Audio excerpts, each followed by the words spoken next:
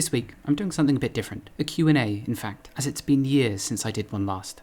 Back in the day, my initial idea was to do one every 100,000 followers or so, but there was a period when YouTube Shorts came out where I was gaining hundreds of thousands of followers a month, meaning I probably would have had to publish one of these Q&As every couple of weeks.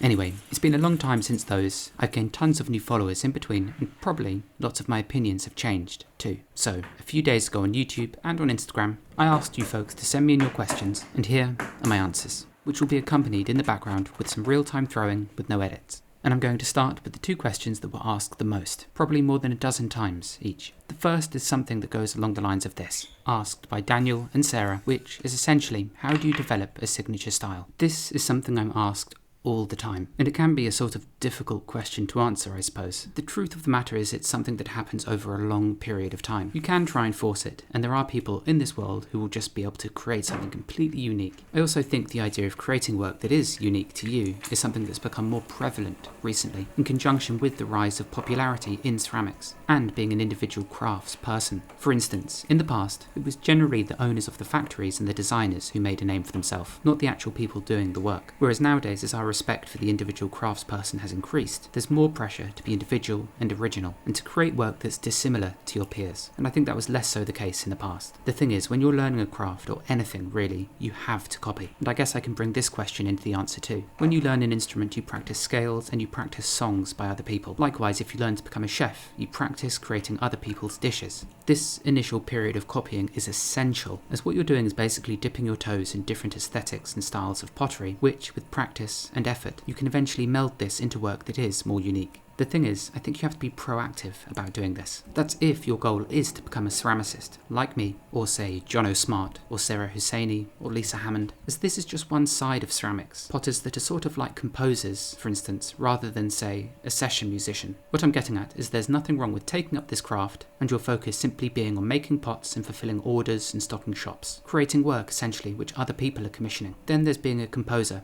a creator of original pottery, which in itself is a whole can of worms, because is there really anything original that could be made after thousands and thousands of years of this craft being practiced around the world? My guess would be not really, and even more so if your work is minimal and simple like mine. Then the question is, how on earth do you create a name for yourself and create work that is unique? I think as a beginner, the best thing you can do is look out at the world of ceramics, both historical and contemporary, find what inspires you in numerous different styles, and even look at other mediums like woodwork or metalwork for inspiration, and then essentially you just sort of have to jam things together until something a bit more unique does appear. And it's worth saying that this is something that can take years. It's something that you can't always rush, and it also helps being proactive and looking at the scene around you. If you see that other people are creating work that's really similar to yours, then you should try and pivot and create things that are different. I think over the past 10 years there's been this real Instagram style that's developed. Ceramics is so global these days, and it's so easy to see 2,000 pictures of pots on your phone before you've even got out of bed. And much of that will subconsciously feed what you make in the studio. In all honesty, this is something I could make a whole video about in itself. But if you're a beginner and you're trying to make a unique voice, maybe you're trying to do that too early. Instead, you should focus on things like your skill and ability. You should try and emulate other people's work as it adds to your own skill set, and with time and dedication and self-analysis, and also being quite critical of yourself, a unique voice will eventually emerge. You should also, at the start, not be scared of criticism, as it's really common for people to say, oh, your work looks like somebody else's. This again is natural, and it's a good indicator of what you need to change in order to be more individual. The last strange thing is the bigger following you grow, the more an audience will recognize you for a particular style, and it can almost be easier to gauge what people like and what makes you original. Yet, if it is the very start of your career, you've got no idea what to make, and you don't have any audience, it can be a real struggle knowing which direction to go in. So my last bit of advice is to try out as many different techniques as you can. Throw with stoneware, porcelain, terracotta, fire with electric kilns, gas kilns, wood kilns if you can. Attend masterclasses by various makers, and if possible, things like work placements and apprenticeships are incredible things for not only increasing your skill, but for opening your eye up so you can see the real breadth of this craft, as without trying everything, you may never find the thing that really speaks to you, and all the skill learned in pursuing these alternate routes will all feed back into that style that's been developing in the back of your mind. A style that's more unique to you will develop with time, but sometimes trying to brute force it isn't the best way of finding it. Sorry, that was a long, rambling answer, but it's a complicated topic, and I think nowadays people fixate on that, when at the beginning you should be focusing on other things. Pip Did That asks, do you personally make each and every one of your pots? The answer to this is yes. In fact, I don't have any employees. I do everything myself, from the pot making, the video creation, the photography, packing and shipping the pots. It's a lot. I think new subscribers look at the amount of followers I have and immediately think that I must have some whole big team behind me. But in reality, I do absolutely everything myself, which is why I suppose my shop updates are so irregular.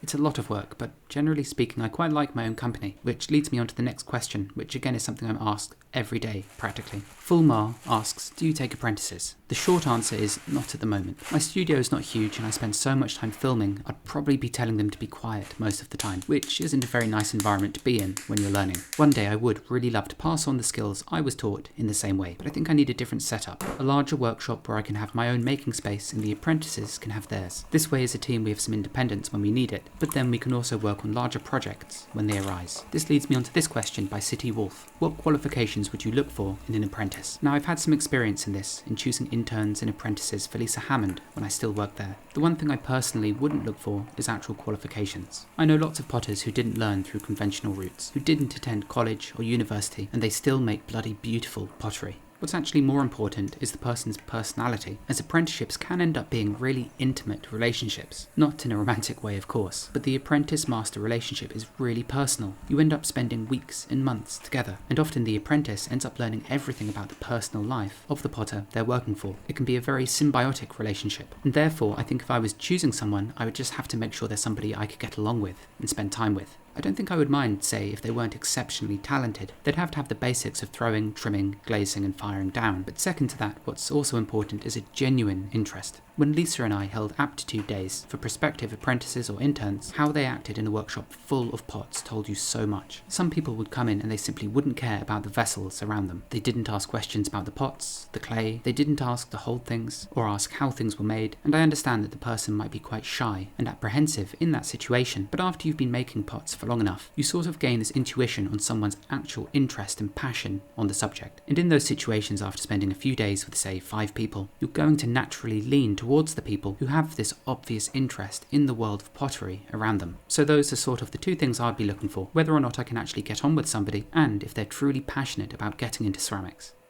I thought this was an interesting question by Pascaline J. Do you think there's still room for more potters to start a business? Yes, would be my immediate answer, with the understanding that nowadays there is far more competition, which means it's helpful if you have something else to add to your story, or have an exceptional base of skill that will set you apart from the thousands of new potters entering the field.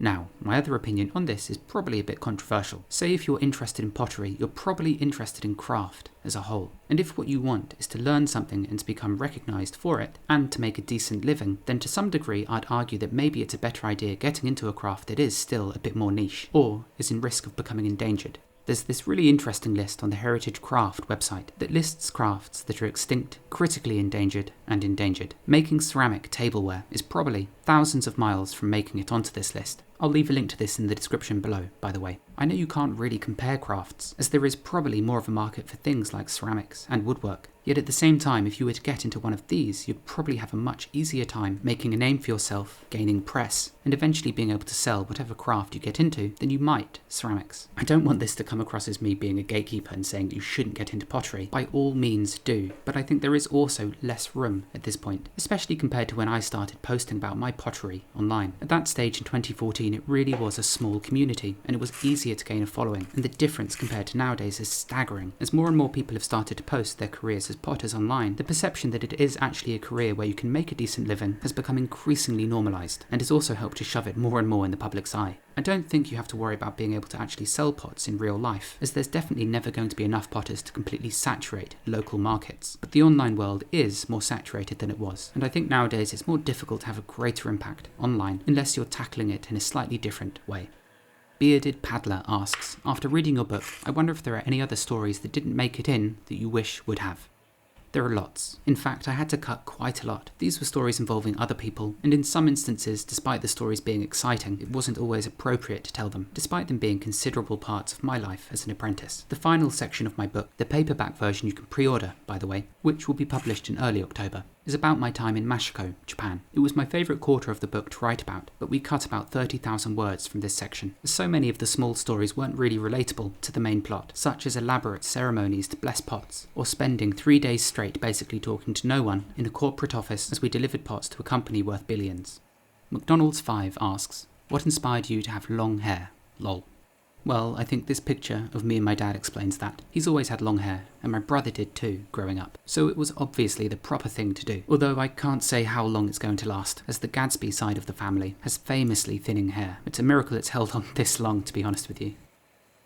Michael asks, what made you decide to get into YouTube videos, and were you surprised when it really started to be a huge success? It was during COVID that I started to post, as part of me thought if people can't get out to have lessons, maybe some longer, more detailed videos on YouTube that were free would be helpful to those struggling to learn alone at home. Before YouTube, I'd been posting on Instagram for a long time, so making videos wasn't something that was entirely new to me, and I was sort of starting YouTube from an advantageous position, as I already had a really sizable following on another platform which I could direct to YouTube.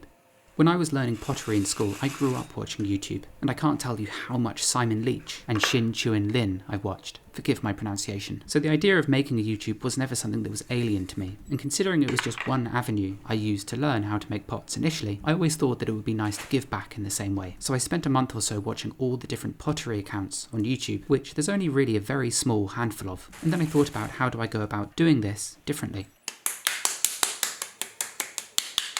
And that's when I thought about doing a narration after the fact, as it meant in the workshop I could just continue making as normal, accumulating footage without focusing on talking about what I'm doing. Then I can spend a dedicated day at home, editing the video and creating the narration. My idea was, when you're throwing and trying to speak at the same time, it can be quite difficult to articulate what you really mean, as your mind is sort of split on both processes. At least it was for me. So I found it much easier to narrate the process afterwards, as I felt I could break down the process and explain it much more clearly. And I think the success of this method perhaps was really brought to light when I received an email from a blind viewer who said that due to my clear instructions they were finally able to throw some pots, which is probably the best compliment I've ever had. Christina Atoms asks, have you ever had any work-related health issues, wrists, back, etc., that have limited your work? So, touch wood, I haven't had any major ongoing pain in my back or wrists yet. I've had numbness in my hands and wrist, carpal tunnel, but that was from writing the damn book, not pottery. As for pain in my hands, there's a few things I've had. The first is what I can only imagine is a fungus that grew underneath a nail. Horrible, I know, but for years I was wondering why one side of my nail was growing higher than the other. It wasn't initially painful, but it got to the point where the skin around my fingernail would refuse to heal properly. So what I ended up doing, and this is sort of graphic, so skip forward a bit if you don't want to hear this, I cut basically half my nail off and covered it in salicylic acid. It was complete and utter agony for a couple of days, but honestly I can't tell you how well it healed. It's kind of crazy, and the nail has grown back perfectly. The other pain I've got is something that's a bit more recent, and it might be something a bit more concerning. Genetically, my mother's side has some issues with tendons, and lots of us are hypermobile in our fingers, which I certainly am. Anyway, the ring finger on my left hand bends back in a rather strange manner, the bottom joint sort of poking out a touch. Anyway, this in itself isn't painful, but sometimes when I'm centering and the clay hits it in just the right way, there's a stabbing, sharp pain. But it also tends to come and go, but I should probably go and get it checked out. As for back pain, nothing yet. But I am really careful about lifting up heavy objects, as both a family member and a really close friend have injured themselves quite badly, and for a prolonged period of time, after trying to heave around objects that are far too large. James Cole asks, I've heard crazing dramatically weakens pots. I know your glazes might have what's called snowflake crackle. It looks great, but do you wonder, with your thinly potted functional ware, about robustness and longevity? Well, it's true, snowflake crackle glazes do weaken the pot, as the surface isn't completely sealed all the way around. Beyond that, I'm using a slightly quilted clay that's high iron and that's reduction fired, so it is more susceptible to being chipped in the long run. Historically, handmade pots probably are on the weaker side of things, and it's only in the last few hundred years that we've started to make pottery that's extremely robust. Think of high-fired porcelain with a simple clear or white glaze. This stuff is made industrially and is incredibly strong, and it's also not really the type of pots I want to make. The types of clay and glazes I use do lend themselves to making weaker objects, but generally speaking I think the people purchasing my work recognise that. It's sort of a trade-off of sorts for character. At the same time, there are some strange standards that exist. For instance, we're very happy to renew our tech every couple of years for thousands and thousands of pounds. We're also aware that when you buy clothes, a jacket for instance, that if you wear it every day and depending on what you're doing in the jacket, that it won't last forever. Edges begin to fray. Fabric rips, thin patches are worn out in the knees and colour fades. And to be honest, with the majority of the handmade pottery I use really religiously in the kitchen, not only my own pots, but wood-fired pieces, soda-fired pieces, pots I've got from Japan, many of them are scratched or chipped. Gold luster has worn off some of them, and tons of them are stained to various degrees. It's a patina of sorts that comes through use. But as a society we've become very used to pottery being this very stable, unchangeable material, which it frankly isn't. We all know how fragile pottery is too. So I'd say, on the whole, if you want your pottery to last, don't use it. But if you're using handmade pots in the kitchen day in, day out, then you should to some degree expect them to be damaged over time, like shoes that you wear, or mattresses, or even cutlery in glassware. Nothing is permanent, and everything can be broken and worn away to some degree. As time's gone by, I also just prefer making thin and light pots. I know that this means that they are inherently more fragile, but I'm simply not interested in making pots that are sort of this perfect visage of functionality and robustness. And if you look at the breadth of studio potters who've made it to a particular level, none of them make work like this. And I think I'd rather change career than spend the rest of my life creating pots that are kind of soulless, rounded blobs that you can't break and bounce when you drop them on the floor. Kasok asks, I believe you went to a Rudolf Steiner school. Do you think this kind of education was a big part of why you pursued pottery as a career?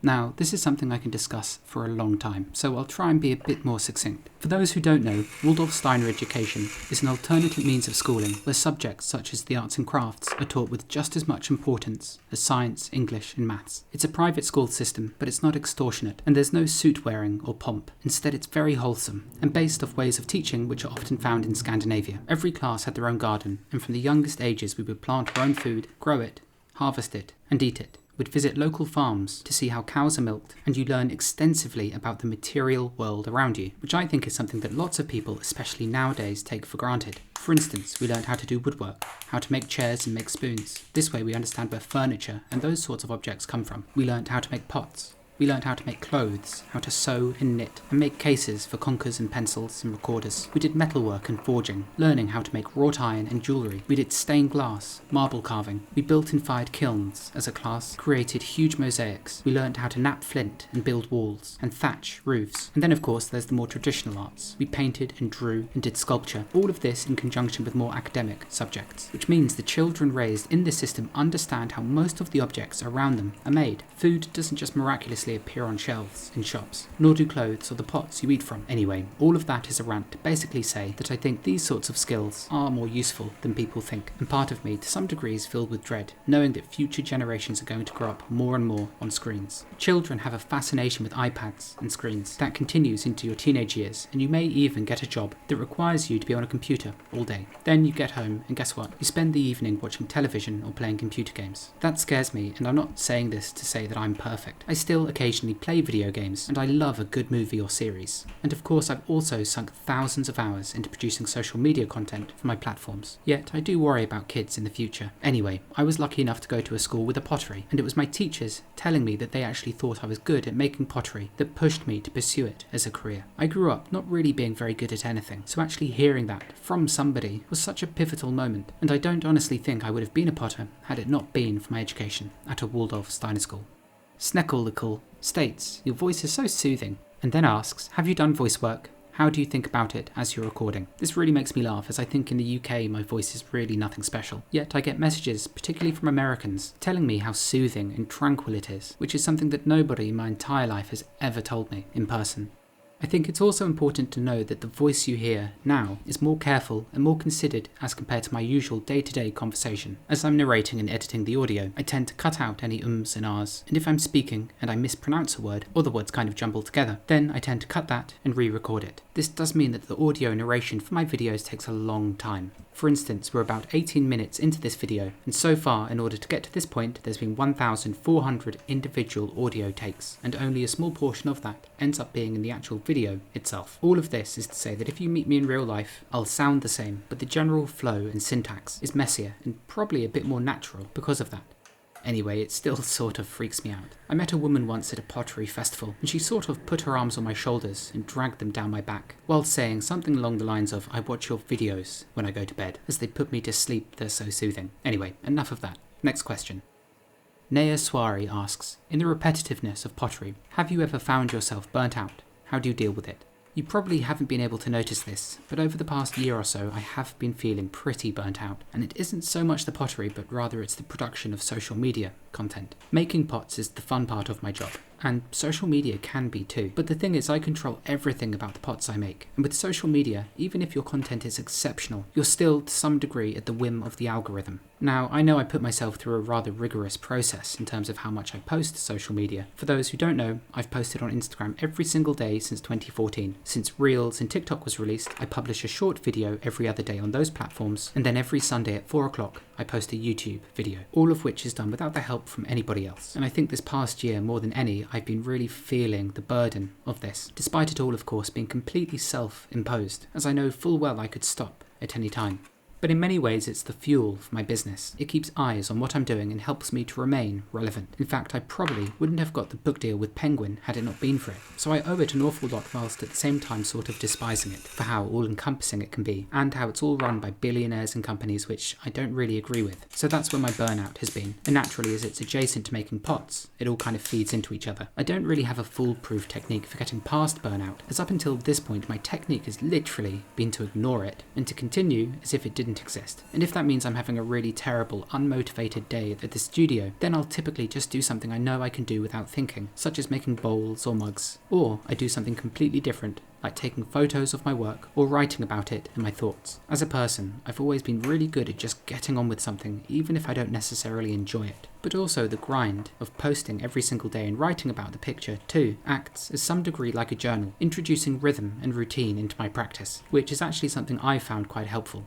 In terms of making pottery repetitively as a cause for burnout, that's actually a part of the process I love and I feel like I can never get enough of. But if that is you, I would just switch things up. Make new shapes, do some drawing and develop a new style, take a break, talk to other potters, see what they're up to and visit their workshop if they'll let you. Maybe attend a workshop by another potter too. I know the times when I've done that, I've always felt so invigorated to get back on the wheel, to put everything I've learnt into action. To some degree, I think burnout is natural, and the ways of getting past it do tend to differ from person to person, and I'm sure you delightful lot will have lots of good suggestions in the comments. Pothouse asks, how should new potters approach growing their business? How should I build a customer base? Now, beyond posting on social media, doing things like teaching and bringing in the local community into your workshop is a wonderful way of creating customers. I'd say another underrated thing nowadays is keeping up a good newsletter, or at least collecting people's emails who are genuinely interested enough to sign up. As truth be told, none of us know how long social media platforms are going to remain relevant. So, by building an audience and having a newsletter, you create some longevity. And when I say that these are the people who really buy your work, they really are. Approximately 70% of each of my online shop restocks is purchased by people who are signed up. So I'd say figure out a way of building that up without doing it in an annoying way and spamming your audience. Beyond social media, there are also pottery fairs, especially here in the UK, which, primarily being a sales event, they can also be wonderful chances to network and build a customer base. But as we all know, social media probably is the most powerful way of doing it nowadays. You've just got to be prepared to invest a proper amount of time into using it. That means learning to take good photographs, as the more you portray yourself in a professional manner, the wider the audience you'll net. For instance, if you take bad, clutter-filled pictures of poorly lit pots on, say, your bedsheet, which I've seen, believe it or not, then the only people that will probably be interested are your friends and family, and maybe a few potters. But you need to think beyond that, as that's where the real customer base is, and the level of content you create has to appeal to people like interior designers, chefs, shops, museums, and the like. It can be a lot of effort learning how to use a camera, but I'd say nowadays more than ever you're having to stand out above so many other people, so you have to aim to be exceptional, or simply have such a level of talent that people can't help but be drawn to you, or do something completely different and tell a story. There are dozens and dozens of ways of creating a customer base, but you should also be aware that it is something that happens slowly, over years and years, potentially. And it's also a bit like a snowball. At the start, progress can be really slow, but with time, as your following gets bigger, progress gets a bit easier. But I'd say it's vital to build some sort of engagement with your audience. A personal connection. You want people to realise they're dealing with an actual person and not a brand. I think that can really help. But otherwise, it's just something you've got to work at, like learning a language or an instrument. If you aren't proactive about doing things that could bring an audience in, then it's never going to happen. And I suppose one useful thing you can do is look at potters who are your contemporaries who are working in a similar place. Talk to them. Find out how they sell their work, where they sell it, as many tips change depending on where you live in the world in terms of how straightforward they are to impart into your practice.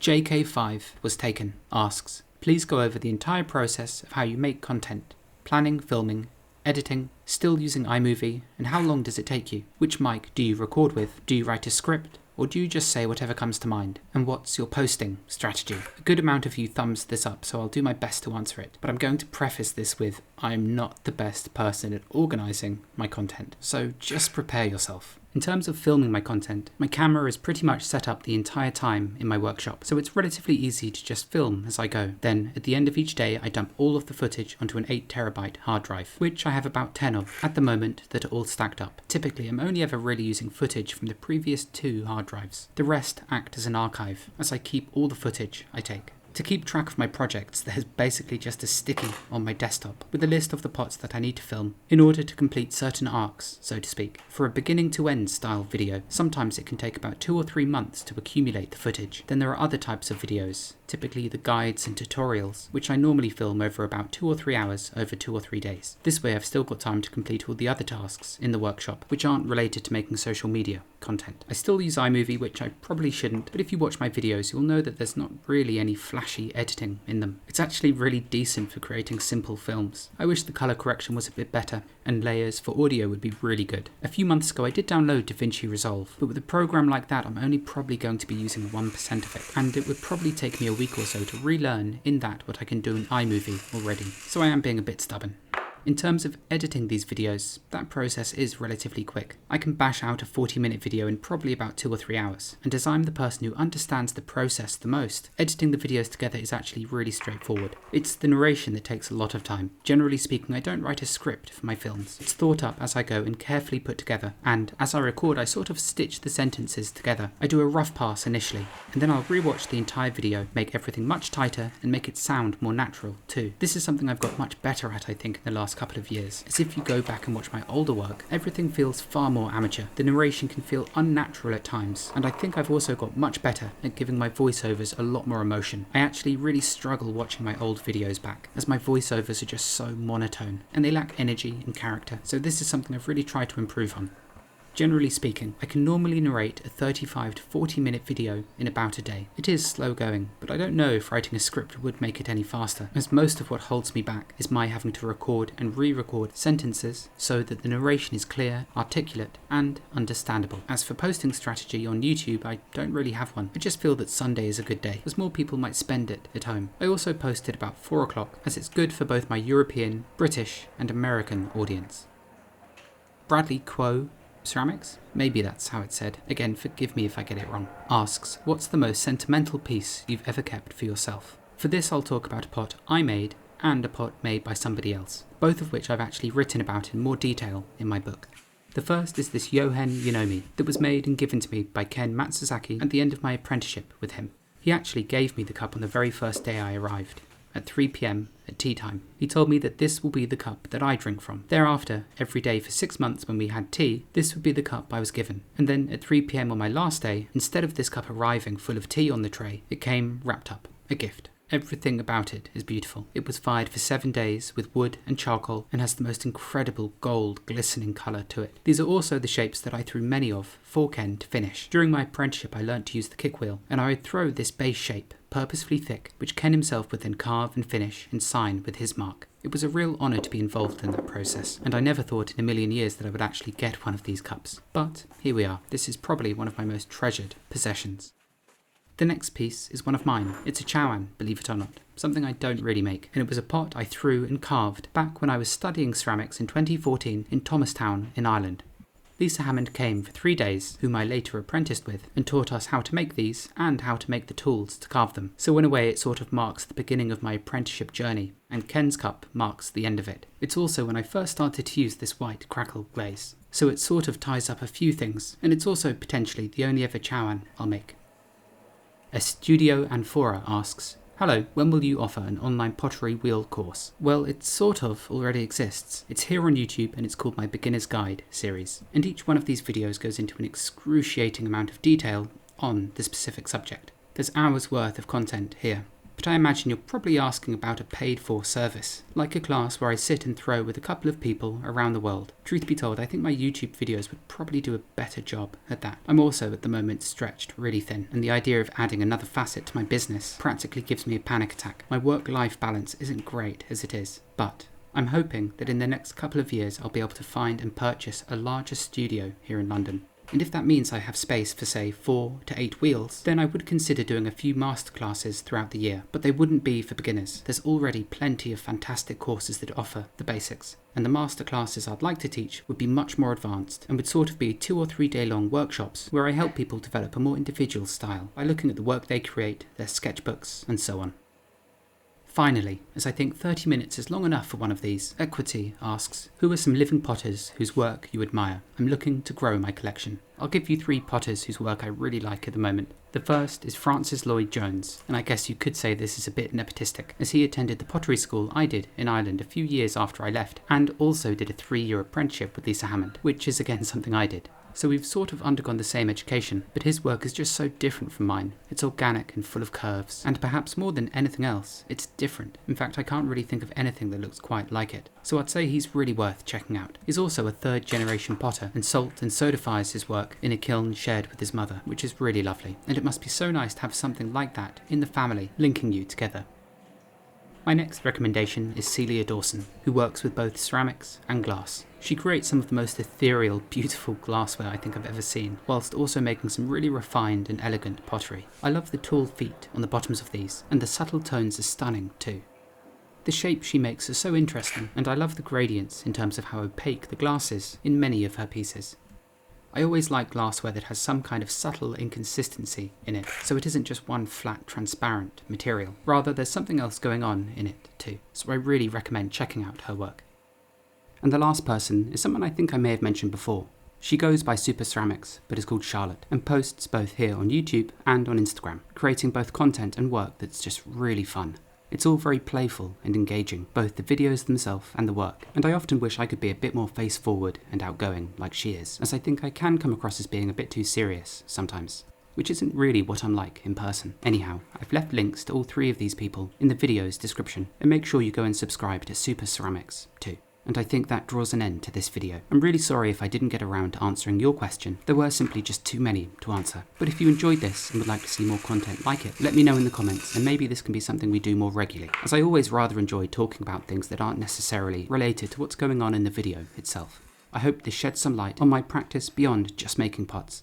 Thank you so much for watching, especially if you made it all the way to the end. And as always, I'll see you next time.